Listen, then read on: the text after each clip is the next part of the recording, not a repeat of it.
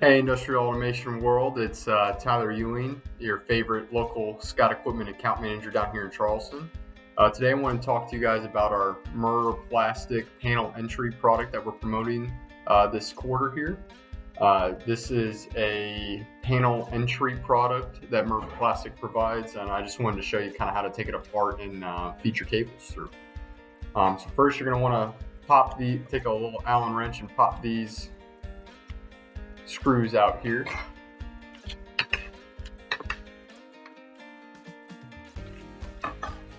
You're going to want to take apart your frame here.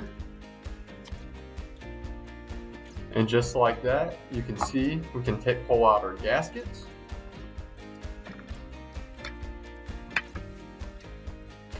Kind of gives you an idea of the frame size without the gaskets in it.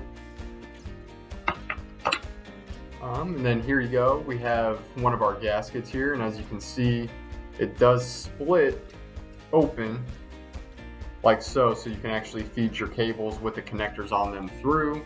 Then you're going to want to close that gasket back up, slide it back into your frame, and then you put your frame back, put your bolts back, one and done. Hope this is helpful.